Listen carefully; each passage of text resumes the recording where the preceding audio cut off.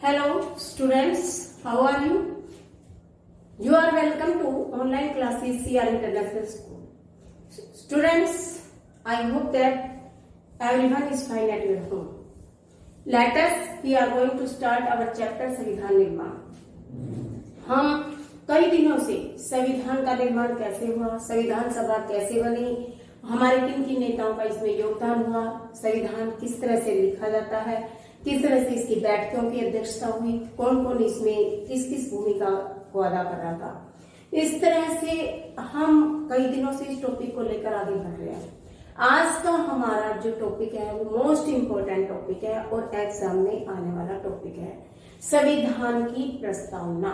9th class chapter 2 संविधान निर्माण political science और लेसन का नाम है संविधान निर्माण। और आज का जो हमारा टॉपिक है वो है संविधान की प्रस्तावना।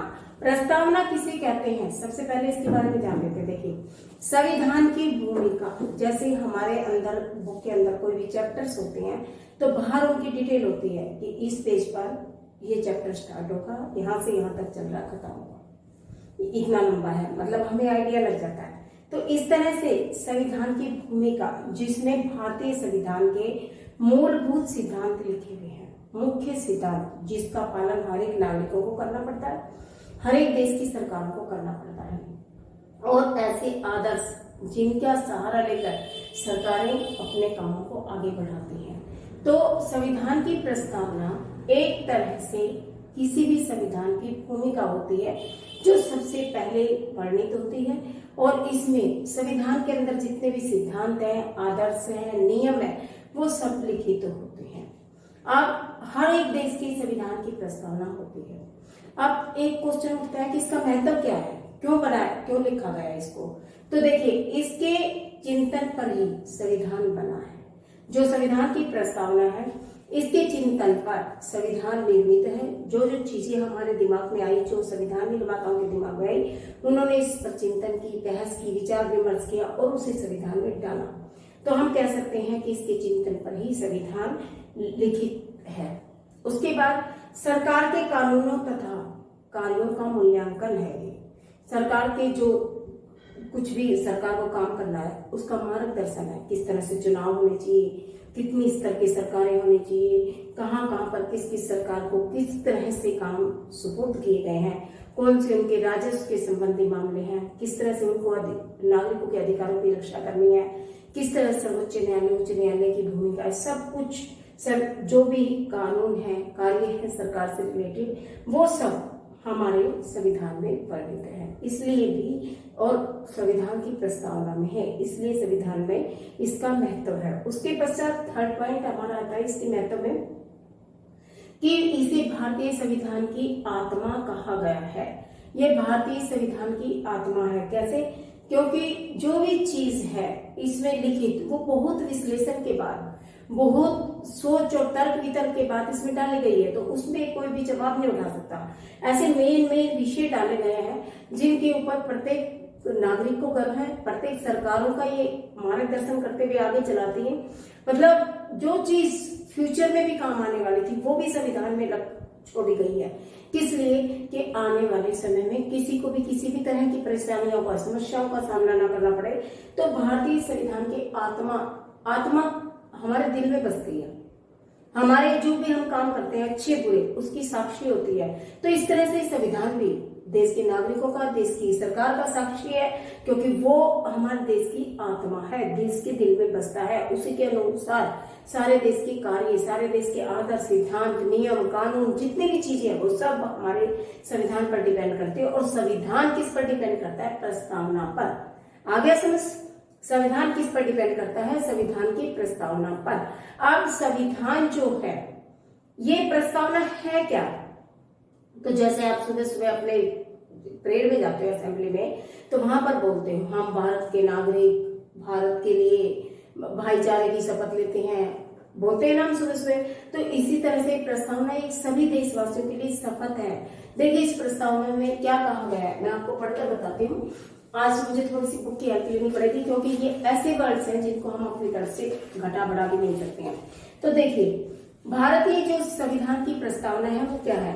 हम भारत के लोग यानी हम भारत के लोग, हम भारतवासी जो भारत में रहते हैं, भारत को एक संपूर्ण प्रभुत्व संपन्न, एक एक वर्ड का मैं मीनिंग आपको बाद में एक्सप्लेन करूंगी, पहले इसको पढ़ देती हूँ। संपूर्ण प्रभुत्व संपन्न यानी पूरी तरह से हम अपने स्वयं सेवी, अपने स्वयं प्रभु, अपने मालिक खुद हैं, समाजवादी हैं और पंथ निरपेक्ष लोकतंत्रात्मक गणराज्य बनाने के लिए उसके समान नागरिकों को सामाजिक, आर्थिक और राजनीतिक न्याय, विचार, अभिव्यक्ति, विश्वास, धर्म और उपासना को स्वतंत्रता, प्रतिष्ठा और अवसर की समता प्राप्त कराने के लिए तथा उन सब में व्यक्ति की गरिमा और राष्ट्र की एकता और अखंडता सुनिश्चित कराने वाली बंधुता बढ़ाने के लिए दृढ़ संकल्प होकर अपने इस संविधान सभा में आज तारीख 26 नवंबर 1949 इसी मिति मार्च से शुक्ला सप्तमी संवत 2006 विक्रमी को क्या इंडिकेट हो रहा है कि 26 नवंबर को हमारा 1949 को संविधान लिखा जा चुका था, को इस संविधान को अंगीकृत, अधिनियमित और आत्म समर्पित करते हैं।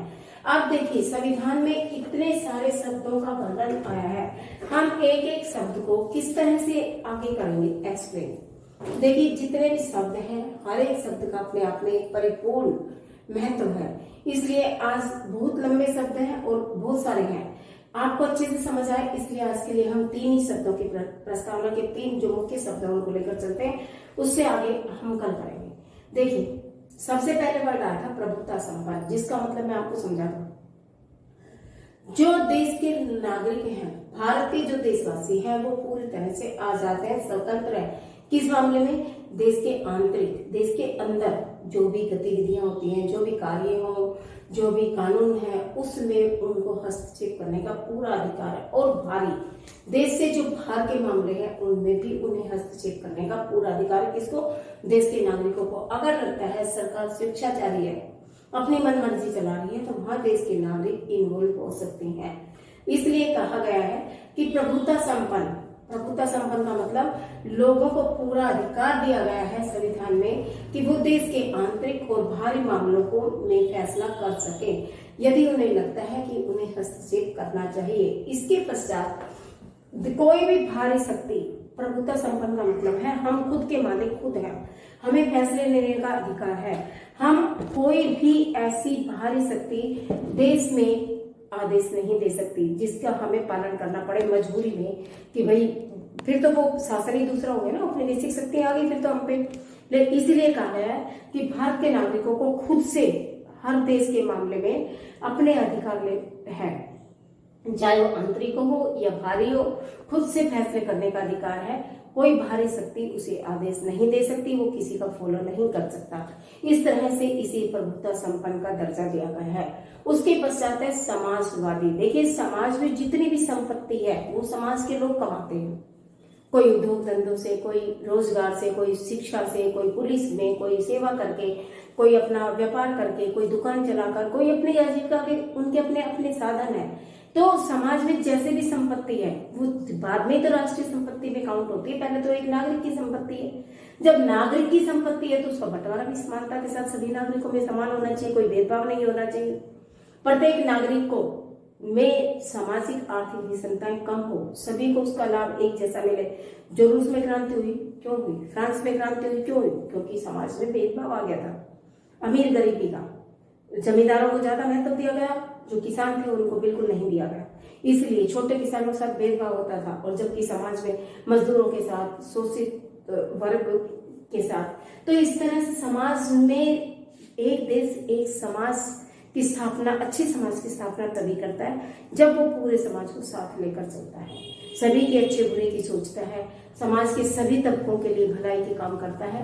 क्यों? क्योंकि समाज में संपत्ति हर व्यक्ति का हक है, क्योंकि सभी के सहयोग से कमाई जाती है, इसलिए उसका बंटवारा भी समानता के साथ होना चाहिए। जब भी कभी आपत्तिजनक स्थिति बने या देश के नागरिकों को जरूरत हो तो उसको समान रूप से वितरित किया जाए।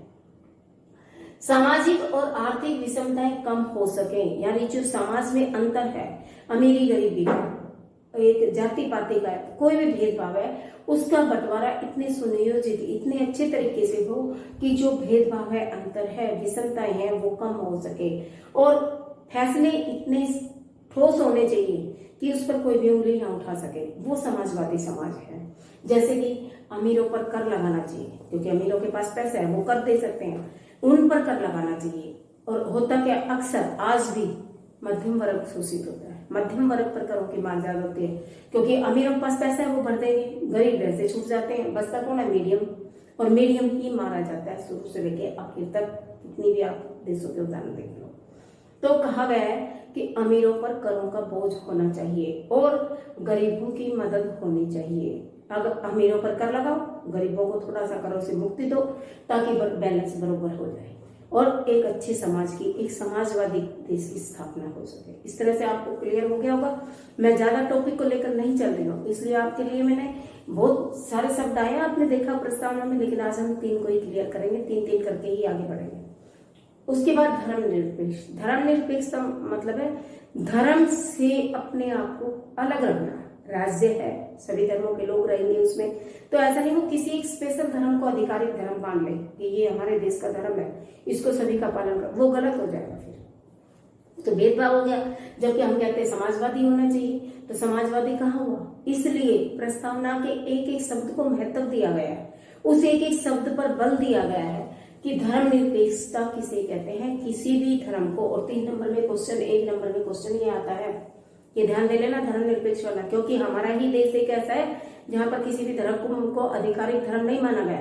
किसी भी धर्म को मानने की पूरी स्वतंत्रता है, चाहे वो किसी भी धर्म का वासी मानने वाला हो, देश में रहता है, अपने अपने धर्म के अपने अपने ढंग से पालना कर सकता है, मंदिर बना सकता है, मस्जिद बना सकता है, गुरुद्वारे बना सकता है, अपने धर्म का प्रचार कर सकता है, अपने धर्म के गुरुओं को आदेश मान सकता है, वो अपने ढंग से, अपनी उसकी आजादी है।